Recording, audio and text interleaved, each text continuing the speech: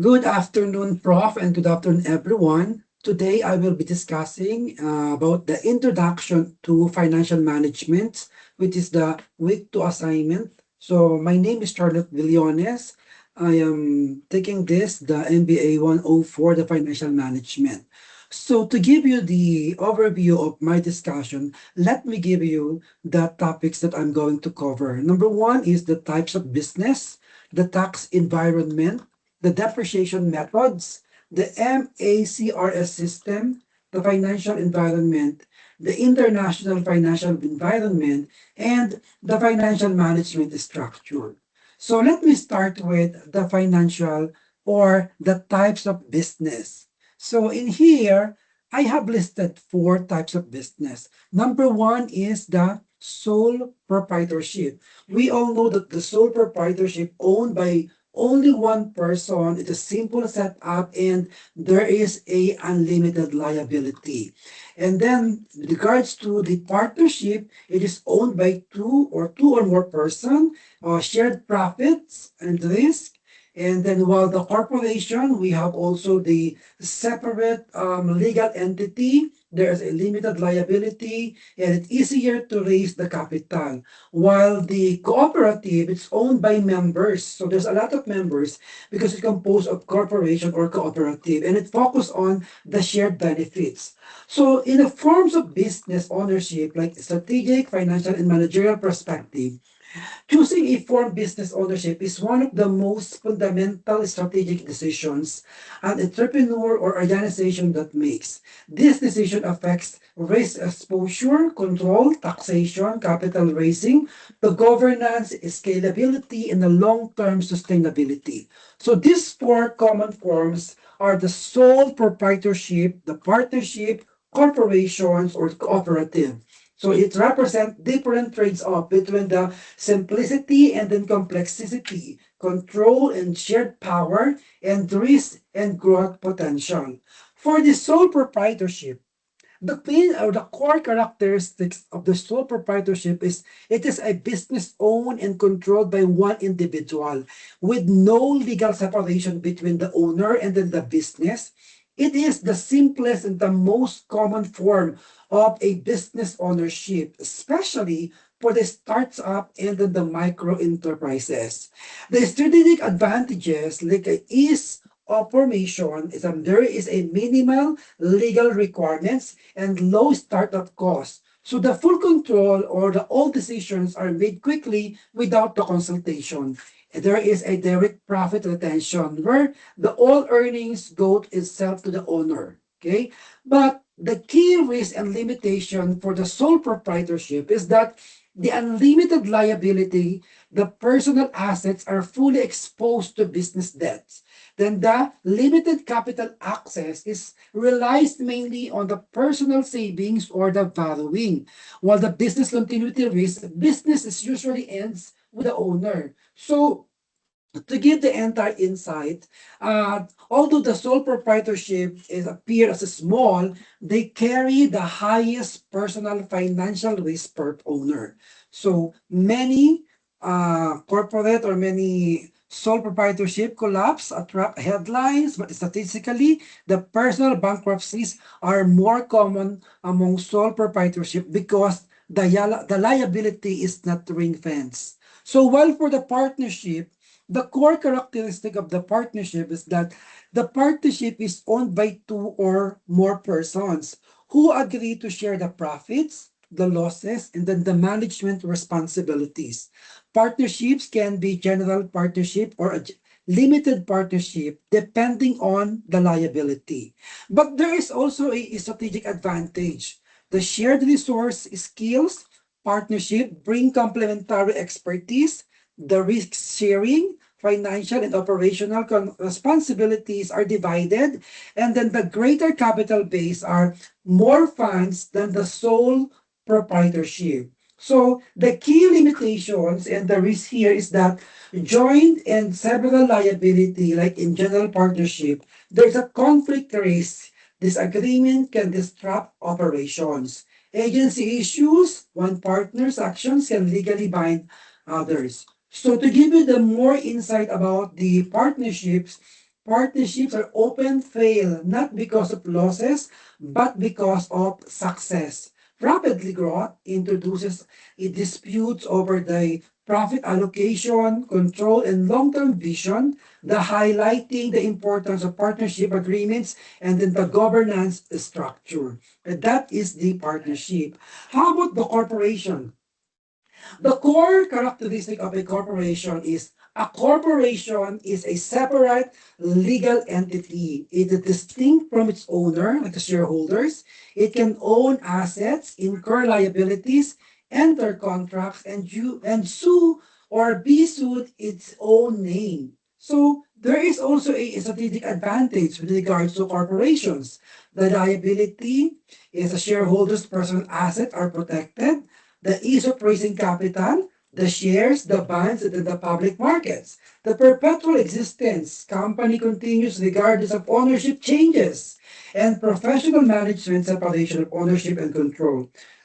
But the key and the limitation or the risk for the corporations, there is a higher regulatory requirements. And then there is also a double taxation risk in some of the jurisdiction. But there is also an agency problem. The managers not always act in shareholders' best interest. So to give you the full insight of this, the corporations, it is not just a business vehicle. It is a legal invention that enable capitalism at scale. Without limited or liability and perpetual existence, the global capital markets could not exist. However, these same features create moral hazard requiring strong governance and regulations. For the cooperative, is owned and democratically controlled by its members who use its service or work for it. The primary objective is member benefit rather than profit maximization. So the strategic advantage for the cooperatives are there is an equitable control, one member, one vote. So the shared economic benefits, there are also profits return as it patronage dividends, and then the community and social orientation. For the risk and limitation naman, there is a limited external capital access, slower decision making, and a lower incentive for aggressive expansion. So, to give a strong and closing statement about this presentation with regards to environment and business obligation, the types of business, the form of business ownership determines not only who earns the profit, but who bears risk, control decisions, raises capital, and ultimately survives economic cycles. So choosing the right structure is less about size and more about a strategic intent. So that would be the types of the business. Let's now proceed to the tax environment. All know that everybody knows that the tax is the lifeblood of all government. So in our country, Philippines, the government rely on the tax. And then there is a key concept on this. Taxes are government charges on income. There's also charges on sales and also the assets. So I have listed some of the types of taxes. We have the income tax, the corporate tax, the sales tax or the VAT. This is the importance in the financial management because it affects the net profit. It influences investment decisions, impact cash flow planning. So taxes is the key concept and importance in financial management. It is a mandatory charges imposed by the government on income, consumption, and assets, and in order to finance public expenditures and economic development. From a financial management perspective, taxes are not merely statutory obligations. They are critical variables that directly influence profitability, cash flows, and strategic decision making. Though the income tax is one of the types of the taxes that I have listed here, is levied on the earnings of individuals and represents a reduction in personal disposable income, influencing savings and consumption behavior. For the corporate taxes, there is an imposed on business profits and plays a significant role in determining a firm's net income, dividend capacity, and retained earnings for reinvestment. For the sales tax or the value added tax, it is a charge on goods and services at the various stages for productions or sale. Although often passed on the customers, the VAT affects pricing strategies, working capital management, and the short-term liquidity. But the most important in taxes in the financial management is that taxes have a direct impact on the net profit.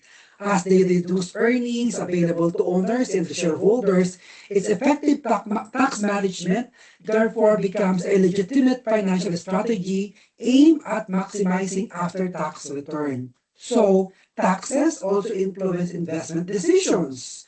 As a firm, evaluate projects based on its after-tax cash flows rather than pre-tax profits. So, from a cash flow perspective, taxes require a careful planning and timing, especially for VAT or the VAT payments and the corporate tax obligation.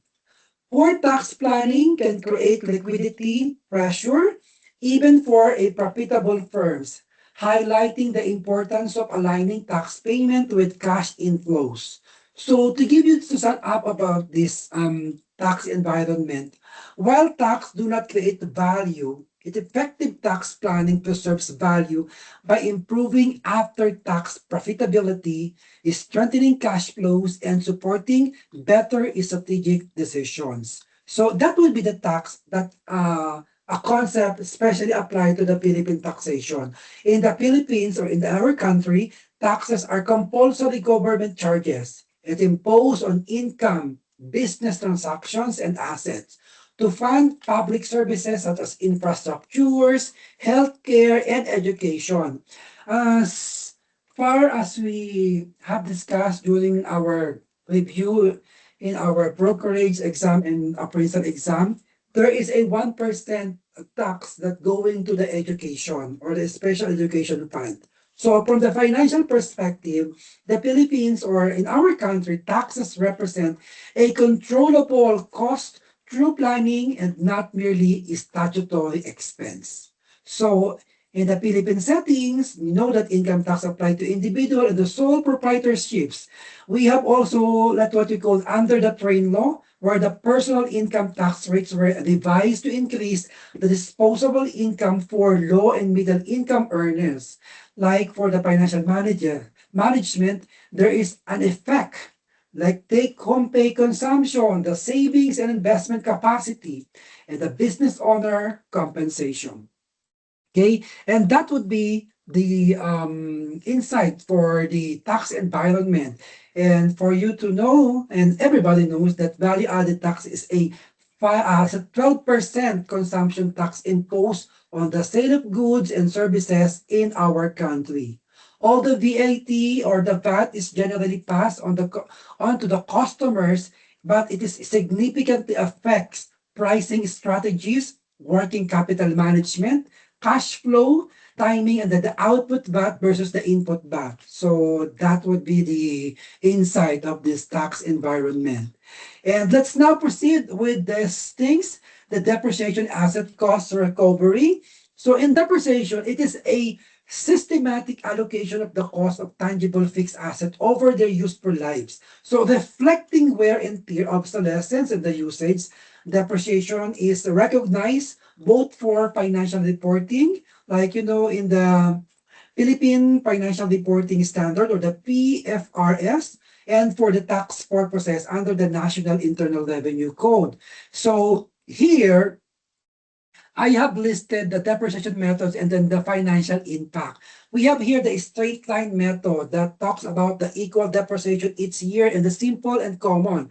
For the declining balance methods, the higher depreciation in early years, faster tax savings. For the unit of production, the based on usage output, and best for machinery. Usually, the depreciation methods and their relevance in our country, the depreciation is a systematic allocation of the cost of tangible fixed asset over their useful lives and reflecting the wear and tear. like I said, the obsolescence and then the usage. So, if we are going to talk about the straight line depreciation, under the straight line methods, the same amount of depreciation expense is recorded each year over the asset of a useful life.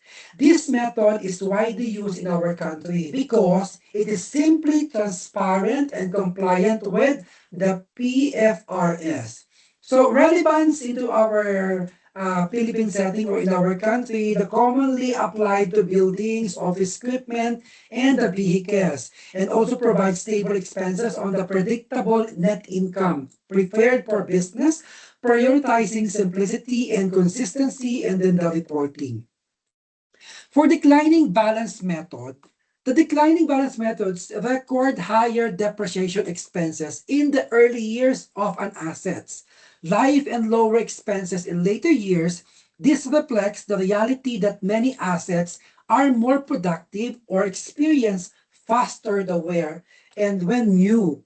Now, the relevance here, this kind of method in our country is that allowed under the tax rules, subject to reasonableness and then the BIR guidelines, result in lower taxable income in early years, hence faster tax savings. Now, the key insight, although the total depreciation remains the same over the asset's life, the timing of depreciation affects tax payment and liquidity, which is critical for Philippine businesses managing BAT and then the corporate income tax obligation. Now, in the third method, which is the unit of production, the depreciation is based on the actual usage, the output, or the operating hours rather than the time. The expense fluctuates depending on how intensively the asset is used. So, relating to our Philippine setting, to our country, the best suited for machinery, manufacturing equipment, and the extractive industries, it matches expenses recognition closely with the revenue generation and useful for industries such as the manufacturing, mining, and then the utilities. So the most important of depreciation is that uh, the depreciation directly affect reported net income with regards to the financial management. And since it is recognized as an operating expense, while depreciation is non-cash expense, it influences taxable income, thereby affecting how much income tax a firm pays to the BIR.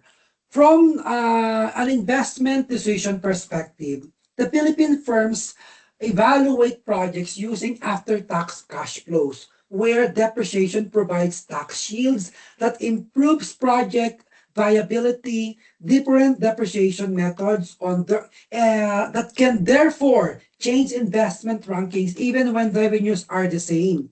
So in terms of cash flow planning, depreciation helps businesses to retain cash by reducing taxable income, which is especially important for firms facing quarterly income tax and the payments and ongoing VAT remittances. So that would be the impact on the financial impact regards to depreciation methods. Okay, for this slide, it talks about the depreciation and asset cost recovery.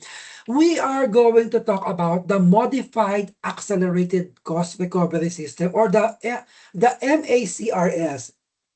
This one, the Modified Accelerated Cost Recovery System, it is a tax depreciation system used exclusively in the United States, particularly, and also established under the U.S. federal tax law.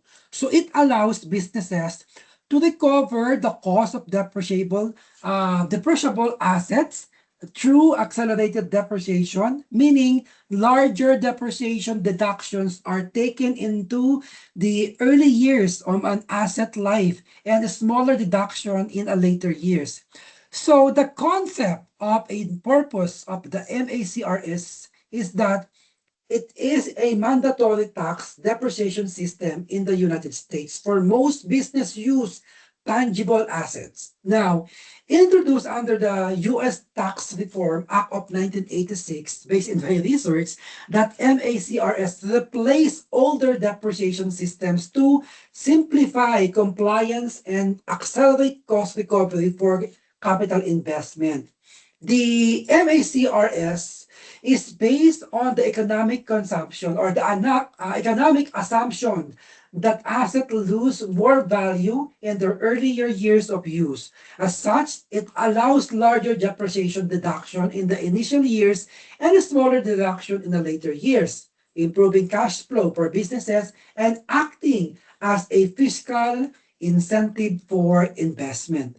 There are some features that you have to know with regards to the MACRS because under MACRS, depreciable assets are assigned to property classes with recovery periods ranging from 3 to 39 years. Like, for example, the computer, 5 years. The office furnitures, there is also 7 years. And then the non-residential building for about 39 years. So the depreciated using accelerated methods mainly focuses on declining balance, which around 200%, and the 150% declining balance switching to the straight line when more beneficial.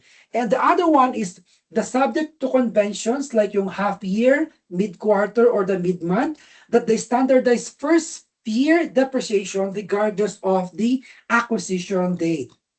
Now, how is the importance and the role of the MACRS? Simply, it plays a critical role in tax planning, cash flow management by front-loading deductions, encouraging capital formation, modernization, and equipment renewal, ensuring uniformity in tax depreciation treatment nationwide. So from a government perspective, the MARS is designed as a microeconomic stimulus tool, encouraging business spending by allowing faster recovery of a capital cost through a tax deductions. So in relation to the Philippines, MACRA is not applied in the Philippines because the Philippines tax system follows its own depreciation framework.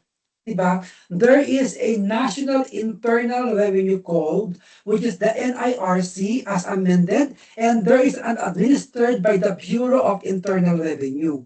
While in the US, the MACRS itself, there is a specific system. The Philippines recognizes accelerated depreciation concept, though implemented differently and more conservatively. And that's the Philippine, how they, think about the MARS. So that would be the synopsis or the core, and then the importance of the MACRS. So let's now proceed to our next discussion. But by the way, before we proceed, let me give you the aspects between the two. The nature, which is the mandatory national system in the US about the MACRS, but in the Philippines, it is an optional or regulated. With regards on the speed of recovery, the highly accelerated that refers to the MACRS, but in the Philippines, this is generally conservative. That's why it is not usually applied, or it's not applied in the Philippines because we have our own framework on this, especially those appraisers and assessors. They are very particular and conservatively using our framework in general. Okay? For this, our next topic it is about the financial and international business environment.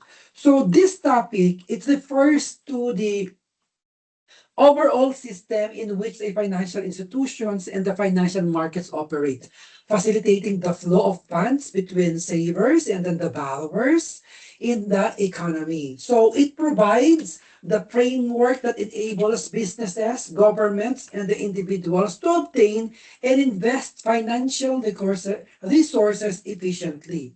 So the main component is that the financial environment is composed of several interrelated elements. So the financial markets, such as stocks and bond markets, serve as venue where securities are issued and traded, allowing capital to move from a surplus unit to deficit units.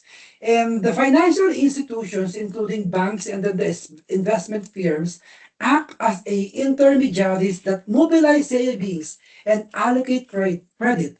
So interest rates influence borrowing and investment decision by determining the cost of funds, while inflation affects purchasing power and then the real value returns and then the financial asset.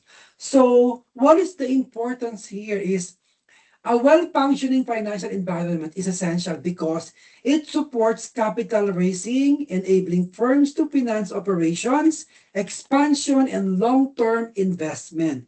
So that would be the most important part here in the financial and international business environment. The key elements that I have mentioned for this topic is that the elements are the exchange rates, foreign investments, the global financial markets, and trade regulations. But there's also a risk, the currency risk, the political risk, and then the economy instability. But the opportunity, oh, there is a global expansion and then diversified investment.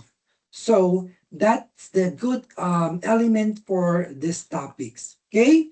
You know that regards to the exchange rate, determine the value of one currency against another. Then the foreign investment includes foreign direct investment and then the portfolio of the investment. There is a drive capital flows economic growth on this. For the global financial market encompasses international capital, the money, and then the foreign exchange market. So that will be the most important element here in the financial and international business environment. Now let's talk about the next topic, which is the international financial management. Um, as I mentioned, there are the elements and also the risks. As you can see from the slides, it's a very good in terms of opportunities. But you have to consider all the risks. But most of the investor or most of the capitalists, they are, trying to take this opportunity rather than to look for the risk because they really know how the markets run and then they really know and they foresee what's the market's all about. So they are very, very much giving much um, importance in terms of dealing this kind of international financial management. Okay, let's now proceed to the financial management in terms of the what we call this in terms of the core functions. So as you can see, we have what we call the budgeting. One regards to the budgeting, the process of planning and allocating financial resources or the for the future activities. Of course, it helps control costs, monitor performance, and ensure that the funds are used efficiently. For the investment decisions concerned with selecting long-term investment projects like the expansion equipment and the real estates. It's the most important aspect in terms of investment decision.